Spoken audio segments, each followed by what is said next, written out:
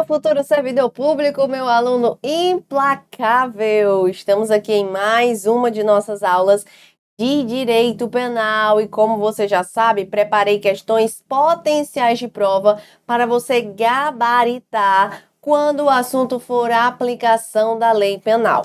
E antes de começar aqui a te apresentar as questões desse crime, desse tema, eu já vou fazer aqui uma introdução rápida para ti, que é a seguinte. Caiu a aplicação da lei penal, senhores? Saiba que estamos falando tanto da lei penal no tempo como da lei penal no espaço. Não se preocupa porque eu vou esquematizar todos esses detalhes para ti. Mas é mais ou menos assim. Quando se fala de lei penal no tempo ou momento do crime, o tempo do crime ou o momento do crime é a mesma coisa, o examinador quer de você quando aquele crime foi praticado. Então, será que o agente ele pode ser punido ou não por aquele crime? Qual foi o momento da prática criminosa? Já quando eu falo de tempo do crime, a questão envolve outro assunto. Tempo não, né? Lugar. Quando eu falo de lugar do crime, a questão envolve outro assunto. Qual é o outro assunto envolvido na questão? Quando eu falo de lugar, eu quero saber qual é a lei que eu aplico, porque eu quero saber o lugar da prática do crime. Exemplo, digamos que a execução aconteceu no Brasil e a consumação só aconteceu fora dele. O agente começou a matar o Joãozinho no Brasil, Joãozinho atravessou a fronteira e só morreu fora do Brasil, ou vice-versa. A execução começou fora do Brasil, Joãozinho entrou no Brasil ali, cambaleando e morre no Brasil. Ou seja, eu posso ter a execução em um país e a consumação em outro. Aí a questão vai te perguntar se o Brasil ele é competente para julgar tal caso. Então, isso é que é o conceito de um crime à distância. Mas eu vou apresentar de forma bem aprofundada todos esses detalhes para ti. Tranquilo? E outro bizuzinho que eu digo para ti aqui antes de começar a nossa bateria de questões é o seguinte. Esse assunto da aplicação da lei, ele tanto é estudado aqui no nosso direito penal, como lá no processo penal. Mas não confunda não, porque são situações totalmente diferentes, certo? Então, lá no processo penal, você vai estudar a aplicação da lei processual penal envolvendo outros critérios. Aqui é territorialidade, extraterritorialidade, momento do crime, tal. Então, o examinador, por que é que eu estou te dizendo isso? Porque ele adora cobrar assim, ó. Da mesma forma que no direito penal, no processo penal, tal. Não, não é da mesma forma, porque são questões distintas, beleza? Então, vamos aprofundar mais um pouquinho esse conteúdo respondendo algumas questões. Vem cá comigo e vamos analisar agora juntos a nossa primeira questão, que vai dizer o seguinte. E lembra, viu? Quero participação aqui. Bota o item aí, vai escrevendo o item que você acha que é o correspondente. Seguinte, a primeira questão vai dizer que a lei penal, em sentido amplo, é a principal fonte imediata do direito penal. O princípio da legalidade está escrito no artigo 1º, princípio este extremamente importante quando se fala de direito penal, quando se fala de Constituição, que é o seguinte, a redação dele. Não há crime sem lei anterior que o defina, e não há pena sem prévia cominação legal. Tranquilo, né? Facinho? Sobre a aplicação da lei penal, preste atenção, porque o examinador aqui, ele quer a alternativa incorreta, senhores. Ele quer a alternativa incorreta. Então, vamos lá. A letra A vai dizer o seguinte.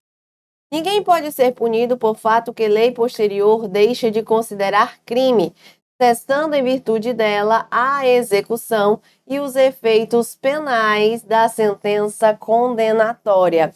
Então, o que é isso? É um institutozinho chamado abolício criminis.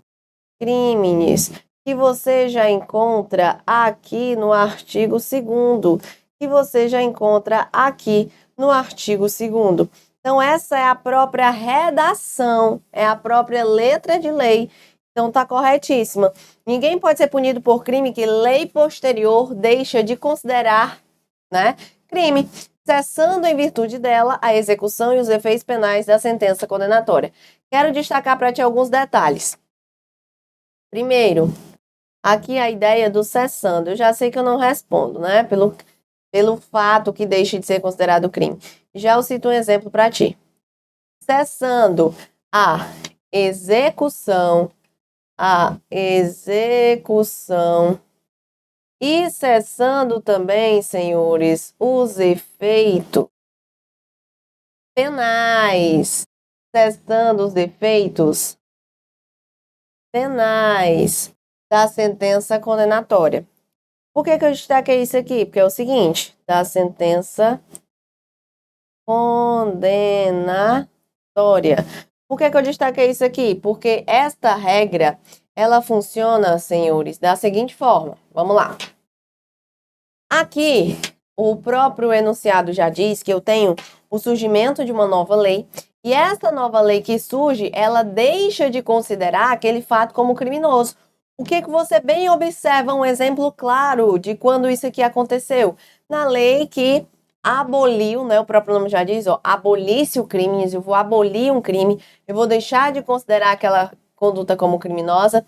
Então, a própria lei que deixou de considerar o adultério como crime é um exemplo de abolício crimes. Então, o que acontecia? Antes, nós tínhamos o crime de adultério, até que surgiu uma lei, e esta lei falou assim, ó, a partir de agora, eu não vou mais ter o crime de adultério.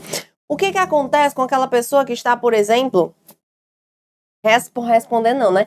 Sendo investigada aí através de um inquérito policial? Eu não tenho crime. O que acontece com aquela pessoa que já está cumprindo a pena pelo adultério? Eu não tenho mais crime. Já está respondendo em um processo? Já cumpriu a pena, mas é considerado reincidente. Acabou, vira primário novamente. Então, eu quero destacar para ti que a execução não interessa se houve ou não trânsito em julgado, porque isso é bem fácil de cair também, mas eu vou cessar todos os efeitos penais da sentença condenatória. E quando eu falo efeitos penais, você tem que prestar atenção que são justamente esses efeitos que são afastados. Porque eu não posso afastar, por exemplo, através de um abolício crimes, o efeito extrapenal. Como assim? Digamos que a pessoa está respondendo a um crime de adultério, mas lá na esfera civil está respondendo também, né, na esfera civil, a uma possível indenização. Então, está rolando um processo para perdas e danos, né, digamos assim, reparação de danos. Nesse caso, eu posso afastar a reparação de danos? Não, porque o abolício é para o crime, abolício crimes, não afeta outras áreas do direito. Beleza, senhores? Então, aqui tá certíssimo, tá tudo bem. Letra A ainda não é o nosso gabarito, porque eu quero a errada. Vamos analisar aqui agora a letra B. Letra B diz o seguinte: em respeito ao princípio da soberania do Estado, não se aplica a lei brasileira em crimes cometidos no estrangeiro. E aí? Será que eu não posso aplicar uma lei brasileira a um crime cometido no estrangeiro? Eu já vou te adiantar que esse aqui é, senhores e senhoritas, o nosso gabarito. Porque quem marcou isso aqui acertou. Eu tenho institutos que tu ainda vai ver aqui da extraterritorialidade. O que é a extraterritorialidade?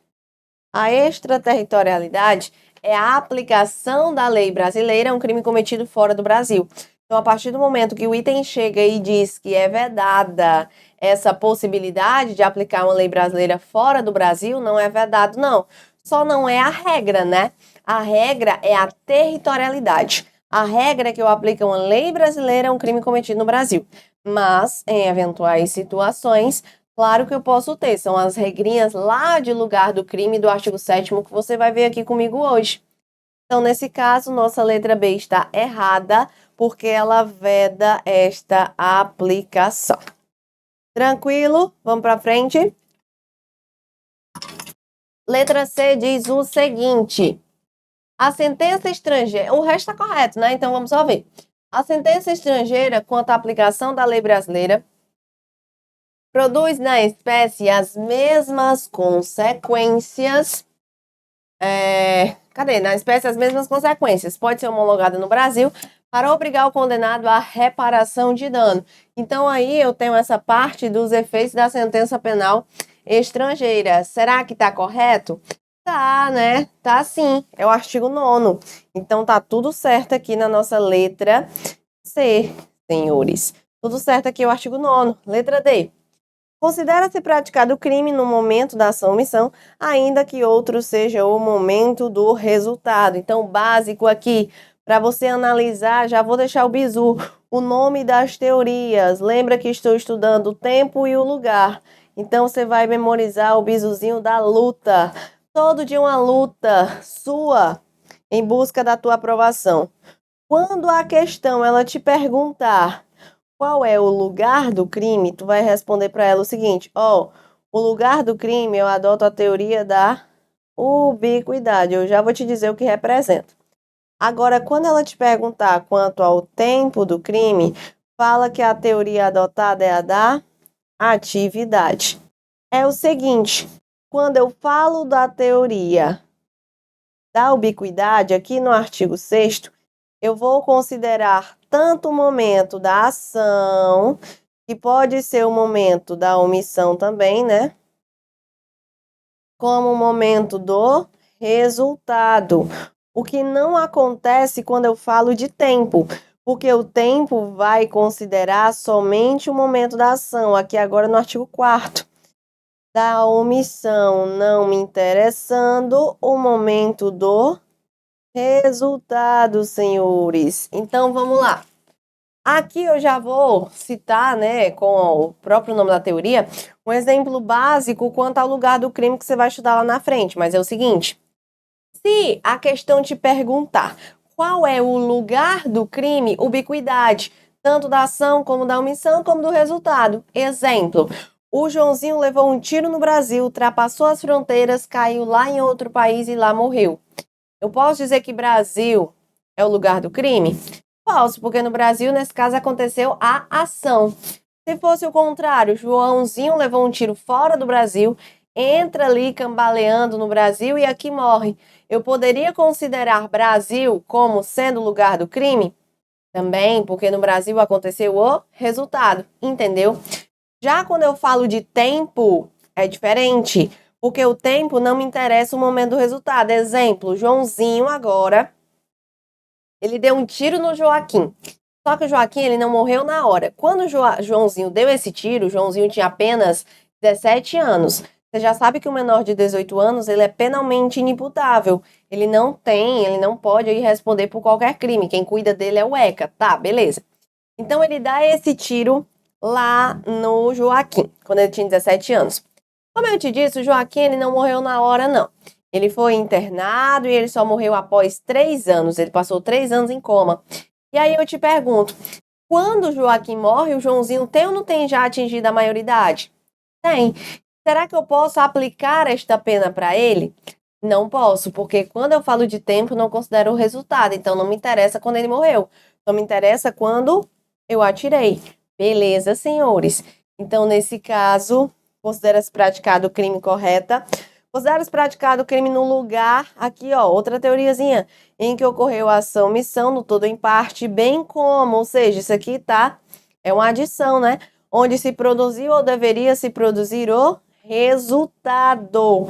Perfeita! Essa letra D e a letra E esquematizam exatamente essa teoriazinha da luta, não com o nome da teoria, porque não foi perguntado, mas com o conceito que vai tanto te servir.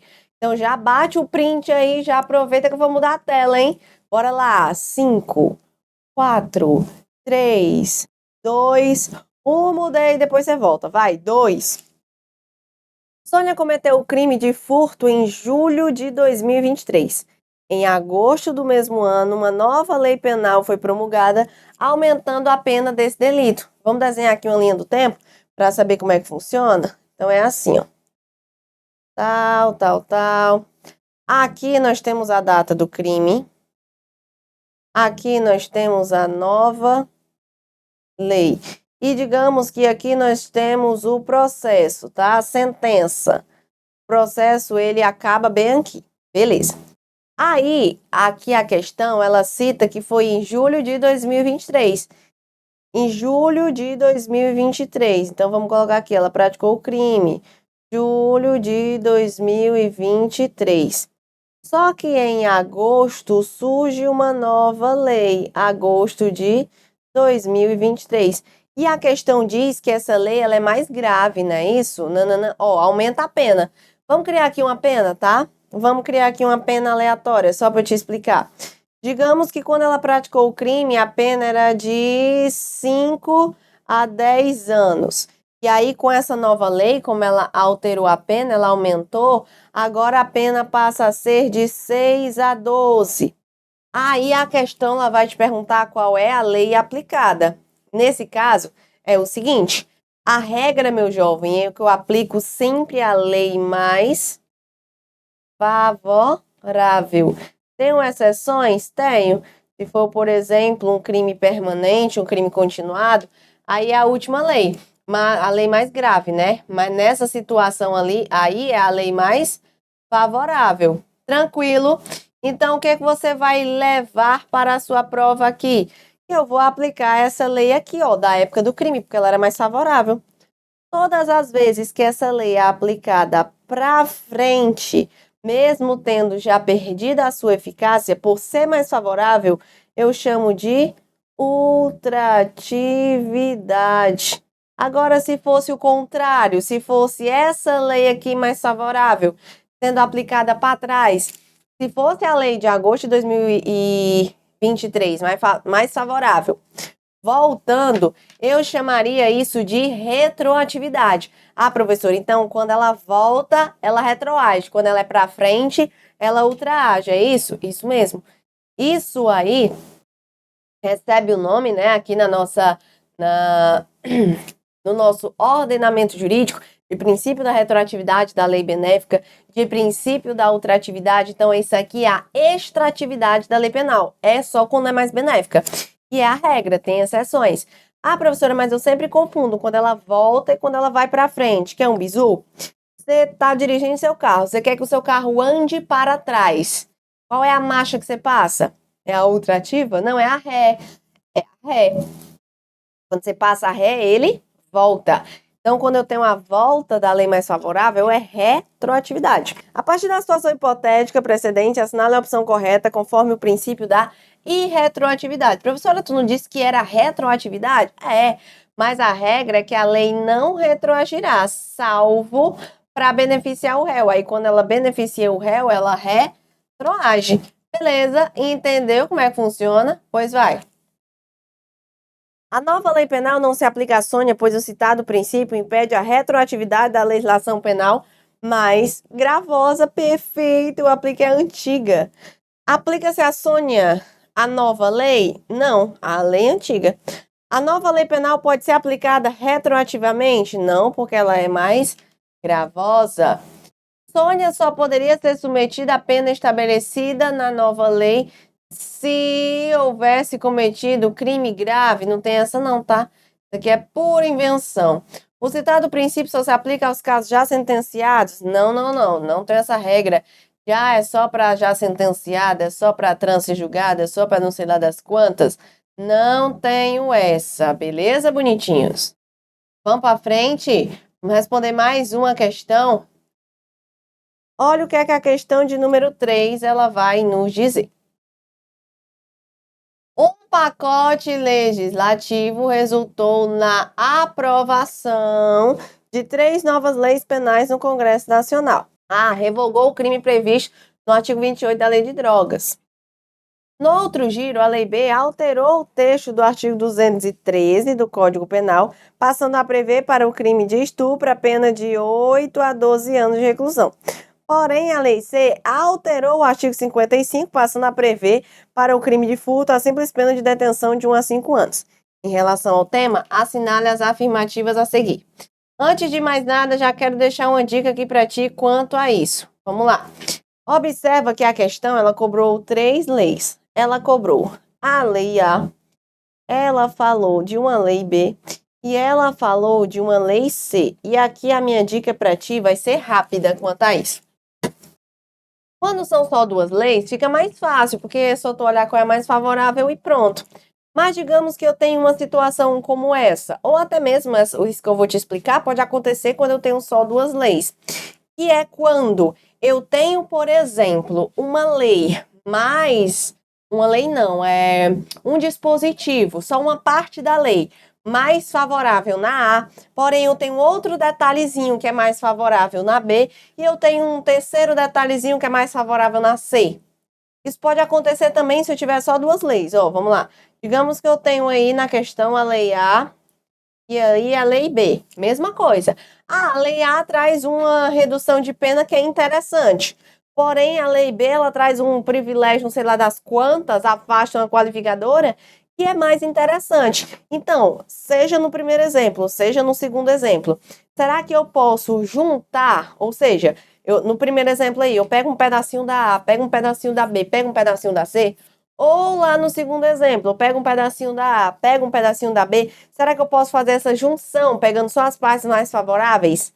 Claro que não, claro que não. É o seguinte, você tem que pesar, meu filho. Você tem que botar na balança. Por quê, professora? Eu não posso fazer isso. Quem é que cria leis dos três poderes? É o legislativo, o próprio nome já diz, não é?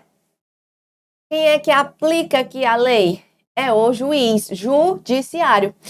Se eu tenho a possibilidade aqui do juiz ficar pegando uma parte da lei, uma parte da outra, ele está claramente ferindo o princípio da separação dos poderes. Ele está criando a chamada lex tercia aí no segundo caso, porque está criando uma terceira lei. No outro está criando uma quarta lei, então não pode.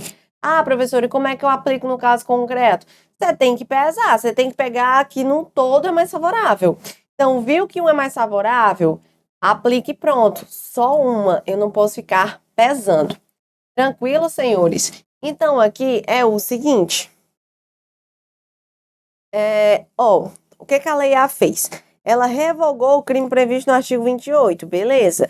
Então, vamos colocar a linha do tempo aqui, né? Vamos colocar aqui a linha do tempo de novo, porque aí fica mais fácil de tu entender. Aqui eu tenho a Lei A, aqui eu tenho a Lei B e aqui eu tenho a Lei C. A Lei A, ela fez o quê? Ela revogou o artigo 28, tranquilo. Beleza.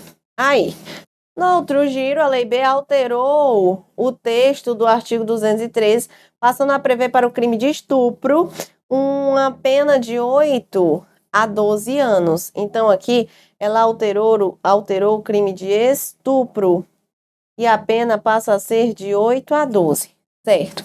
Aí vem a letra C, alterou o artigo 155, passando a prever para o crime de furto simples, a pena de detenção de 1 a 5 anos. Então, aqui ela falou do crime de furto, estabelecendo uma pena de 1 a 5 anos.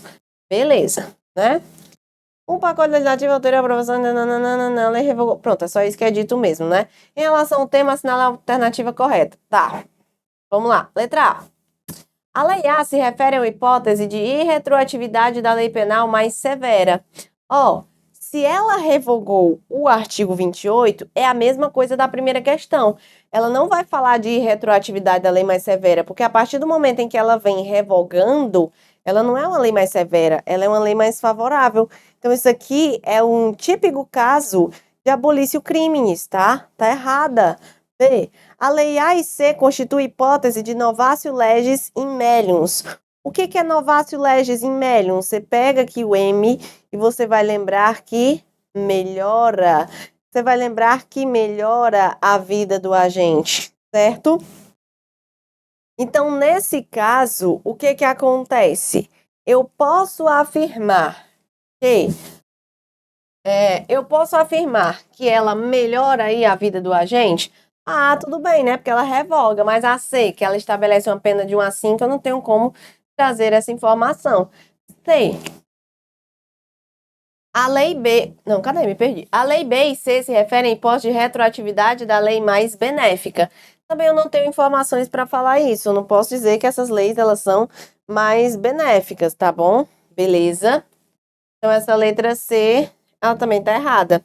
Letra D. A lei B se refere à hipótese de ultratividade da lei anterior ultratividade da lei anterior, mais benéfica.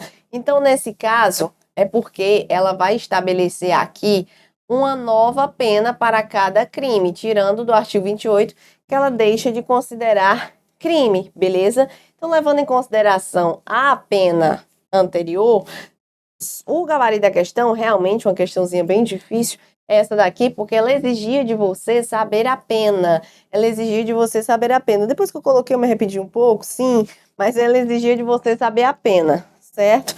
E a lei C se refere à hipótese de novatio legis incriminadora.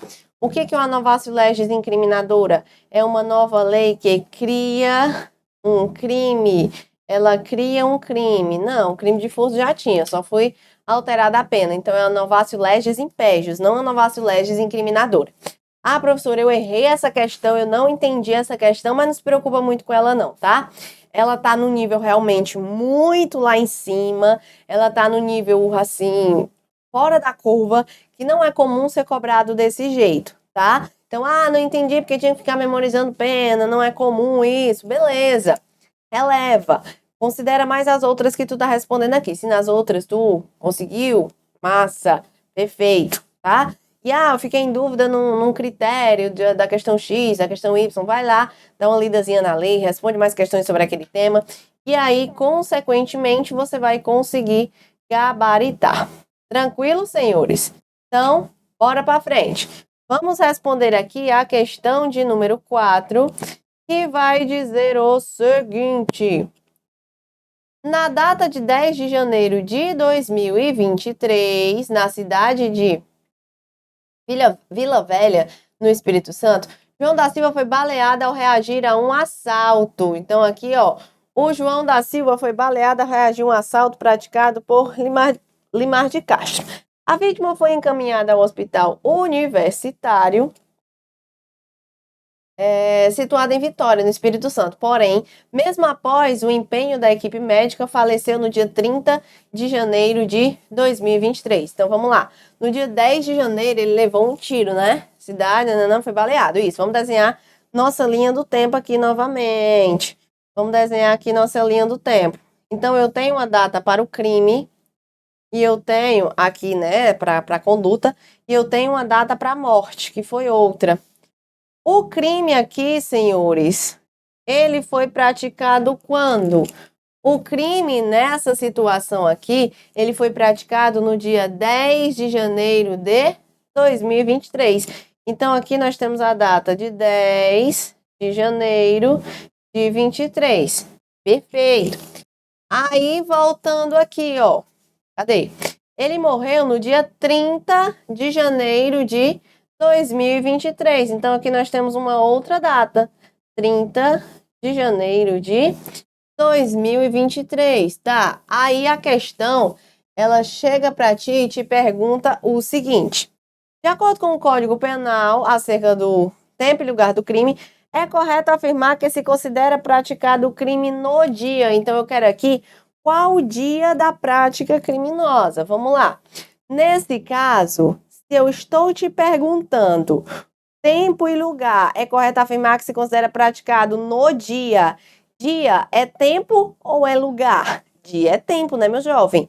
Dia é tempo. E você vai lembrar da teoriazinha da atividade que está prevista no artigo 4º, que eu considero crime no momento da ação ou omissão, ainda que outro seja o momento do resultado. Então, o momento do resultado não me interessa. O que me interessa é o momento da ação ou da omissão. Então, nesse caso, qual foi o momento da ação, senhores? Foi no dia 10 do 1. Não me interessa a data em que o Joãozinho, sei lá quem, morreu. Se o crime foi praticado no dia 10 do 1, é 10 do 1. Então, nessa situação, o que é que você vai fazer? De cara, dá para eliminar todos os itens. Correto aí? Letra A, que vai cobrar dia 10 de janeiro, ainda que outro seja o momento do resultado, por adoção da nossa teoria da atividade. Tranquilinhos? Podemos passar para frente. Bora lá para mais uma. Quero de você que você coloque aqui para mim o gabarito da nossa próxima questão, porque ela vai dizer o seguinte, questão de número 5. Durante sua estadia nos Estados Unidos da América, Caroline, brasileira, foi acusada de conduta tipificada como crime tentado na legislação estadunidense. Então, aqui, vamos lá. Eu estou falando que lá nos Estados Unidos é crime, né? Lá nos Estados Unidos, o que ela fez é crime. E ela é brasileira. E a conduta foi praticada lá nos Estados Unidos. Tá, tranquilo. Tanto na legislação estadunidense como na legislação brasileira. Então, observa, é crime lá e é crime aqui. Nesse caso, senhores, eu quero que você lembre regrinhas de extraterritorialidade. Extraterritorialidade. Saiba que quando estamos falando de extraterritorialidade, ela pode ser tanto incondicionada ou condicionada. Aqui nós estamos falando especificamente do artigo 7º, tá? Do nosso Código Penal. O artigo 7º, lá no inciso 1, ele vai trazer as hipóteses da extraterritorialidade incondicionada. O que é isso? São as hipóteses em que eu aplico a lei brasileira, um crime cometido fora do Brasil, extraterritório. Lei brasileira é um crime fora do Brasil. Independentemente de qualquer condição. Então, independentemente de qualquer coisa, se eu estou falando das hipóteses lá do inciso 1, que você vai dar uma lidazinha, tarefa de casa, vida, liberdade do presidente, não é isso? Fé, o patrimônio da administração, tal, dentre outros, tá? Então, mesmo punido lá fora, eu vou punir de novo no Brasil. É claro, evitando bis in idem, dando uma leitura no artigo 8º, que é a detração. Eu subtraio aquela pena que ele cumpriu lá fora, se ele tiver cumprido. Certo, beleza. E a extraterritorialidade condicionada são as hipóteses do inciso 2, em que eu tenho algumas condições, ou seja, a pessoa só responde pelo crime se satisfeitas as condições. Quando a questão ela não fala nada como essa daqui, essa situação, ela só joga e te pergunta se eu aplico ou não a lei brasileira, tu vai para a regra de ser o quê? Incondicionada. Então, eu aplico a lei brasileira independentemente de qualquer coisa. Aqui, a questão de número 5 estava falando que é crime lá e crime aqui, tranquilo. Mesmo sendo a hipótese condicionada, eu já tinha uma condição. Porque uma das condições é essa daqui mesmo, ser crime lá e crime aqui. Tá, mas vamos passar para frente. A extraterritorialidade da lei penal brasileira não se aplica à situação. Por quê? Em apreço, claro que se aplica. A extraterritorialidade só se aplica, ó, colocando uma condição, a crimes cometidos por estrangeiros no exterior. Se é estrangeiro no exterior, o que é que tem a ver o Brasil julgar? Claro que não. Para que Caroline possa ser processada no Brasil, basta que haja acordo de extradição. Basta que haja nada não, tá? Até porque se fosse uma situação de condicionada, mesmo assim estaria errada, porque eu tenho várias condições e não bastaria só essa. D. Caroline poderá ser processada no Brasil, agora sim, ó, independentemente do interesse dos Estados Unidos da América. Perfeita! Independentemente de qualquer coisa aqui. E a extraterritorialidade da lei penal brasileira só se aplica aos crimes imprescritíveis e inafiançáveis. Isso aqui é uma invenção grande, porque eu não tenho nada nem parecido. Certo, senhores? Vamos para frente. Vamos para a questão de número 6, que diz que suponha que no interior de uma aeronave privada brasileira, aqui tu já mata a questão, a serviço do governo brasileiro. Eu tô falando de que aqui, meu jovem? Eu tô falando de extensão do território. Peraí, que eu escrevi foi japonês aqui agora. Extensão do território nacional. Regrinhas do artigo 5º, e eu vou deixar um bizu aqui para ti agora. Não vou construir tabela nem nada, senão tu vai demorar muito tempo aqui, mas eu vou te dizer. Tu lendo o artigo 5º, pode ser que ele não fique muito nítido, mas ele é fácil. Extensão do território nacional faz parte da territorialidade. É como se eu estivesse esticando o Brasil. Então, a depender de onde aquele barco, aquele avião, aquela aeronave ou aquela embarcação, e só para essas duas modalidades aí de transporte tiverem, eu vou considerar como sendo lei brasileira. Então é o seguinte, se tu observar que o barco ou avião é brasileiro, tu tem que fazer uma outra pergunta, tá? É brasileiro, mas é público ou é privado? Se for público ou se tiver a serviço do governo, não interessa onde está, não interessa quem matou quem, não interessa mais nada na vida. Porque se é público ou está a serviço do governo, é Brasil, onde quer que se encontre. Então, tá sobrevoando o Japão e um mexicano matou o escocês. É Brasil. É Brasil. Não é público ou está a serviço do Brasil? É lei brasileira. Onde quer que ela esteja. Tá. Aí, se tu observar que ela é brasileira, porém ela não está nessa situação de ser pública ou estar a serviço do Brasil, ela é privada. Tu passou na tua prova, alugou aí um jatinho para comemorar aí, então vamos sobrevoar aqui, né? Dar um rolê. E aí aconteceu um crime dentro daquele jatinho, certo? Sabe até onde é que o Brasil vai? Até alto mar ou espaço aéreo correspondente. Se é privado, passou dali, entrou em outro país, Brasil não pode fazer mais nada por ti.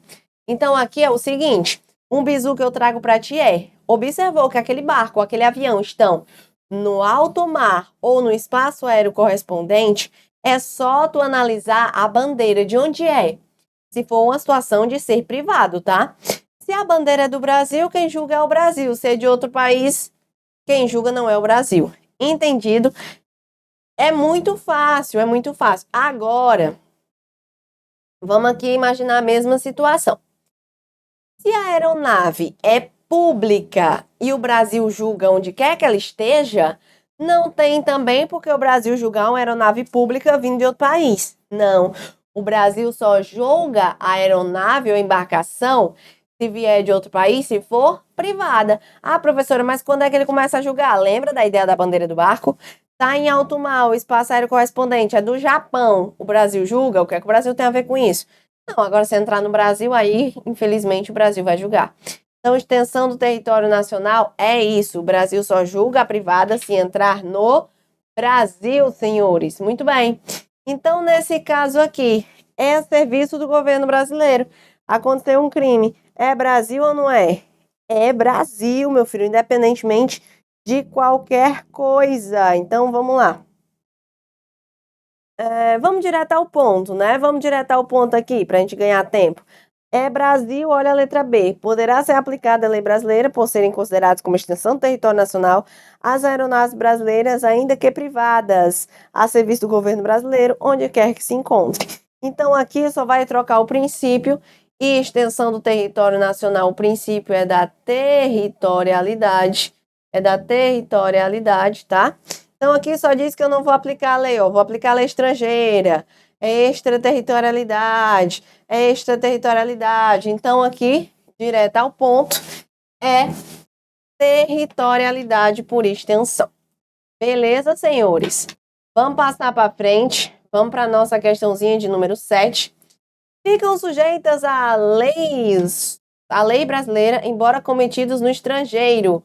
O crime, então aqui, ó, os crimes, estou falando de uma nítida situação de extraterritorialidade, porque a aplicação da lei brasileira a um crime cometido no estrangeiro. Então, vamos lá.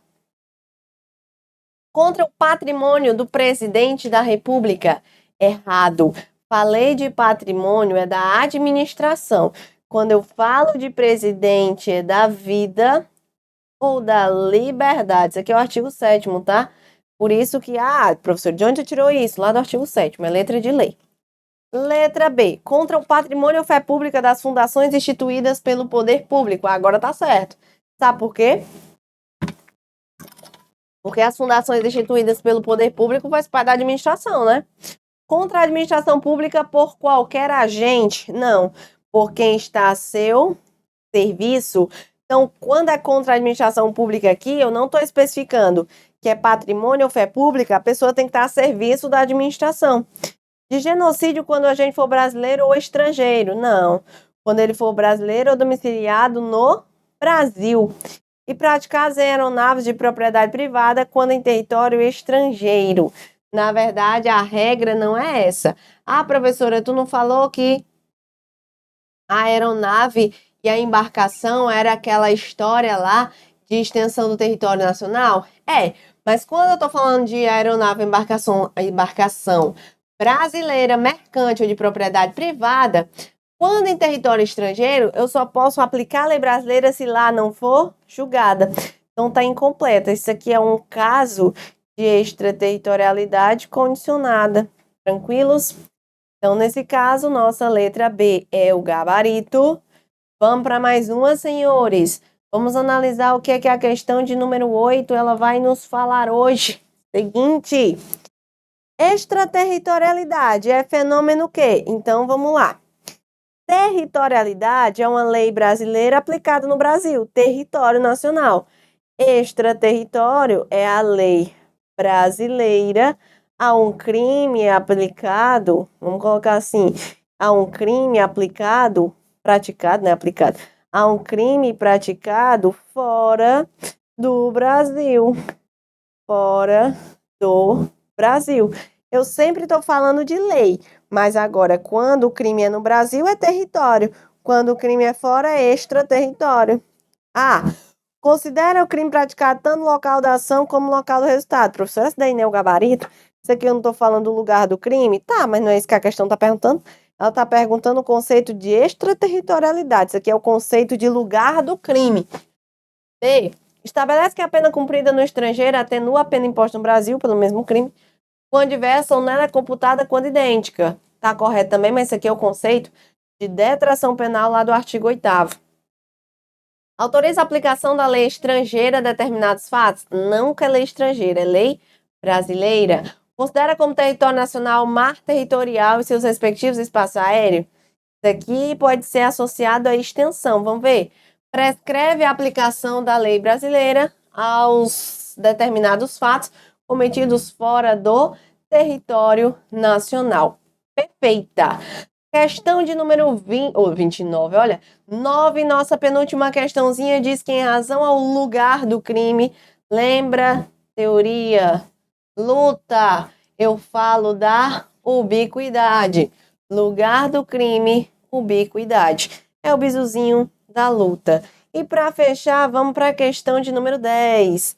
Insatisfeito com uma disputa acirrada no jogo de futebol, Ares, que tinha o quê? 17 anos e 11 meses. Ares era inimputável, menos de 18. Aguarda a saída de Príapo de um curso preparatório. Mas olha o crime praticado aqui. Ele sequestrou. Sequestro, senhores, é um crime permanente. Sequestro é um crime permanente. Então, aqui é o seguinte. Faltava só um mês para o aniversário dele. Vamos ver aqui o tempo que a pessoa passou sequestrado? 2 meses, né? Então, aqui eu tenho 2 meses. Faltava só um mês para o aniversário dele. Então, bem aqui no meio do sequestro, ele completa 18 anos. Aqui a situação muda. Por quê? Porque a teoria da atividade, ela diz que é o momento da ação, tá? Mas só que aqui é um crime permanente. Permanece sendo praticado durante 2 meses. Então, quando ele faz 18 anos, ele tá sequestrando ainda. 18 anos e 1 dia, e 2 dias, e 3 dias, tal, até fazer 18 anos e 2 meses. Então, tudo que ele faz desde o 18 até ele soltar a vítima é crime. Então, nesse caso, eu posso dizer que ele é isento de pena, senhores? Ele não é isento de pena. Então, ele responde pelo crime em razão da teoria da ação, porque o nosso bizuzinho da luta, quanto ao tempo, a teoria é da atividade, que considera somente a ação ou omissão, não interessando o momento do resultado. Ah, professora, mas não é exceção à teoria, não? Não, não é exceção à teoria, não, tá? Que gabarito você perdeu alguma questão? É porque é crime permanente. Ele tá cometendo todos os dias. Você, como futuro policial, né? Independentemente de você policial, não sendo, porque qualquer pessoa pode prender qualquer pessoa. Você pode estourar o cativeiro e prender aquela pessoa em flagrante? Pode, estar em flagrante direto. Beleza, senhores. Então, com isso, estamos encerrando aqui a nossa aula de hoje. Agradeço demais a tua atenção, a tua participação, meu futuro aprovado, que eu estou de olho aqui. Então, é isso. Desejo agora um excelente estudo, porque depois daqui você vai praticar mais ainda tudo que você viu, né? Tudo que você revisou. E até uma próxima. Valeu!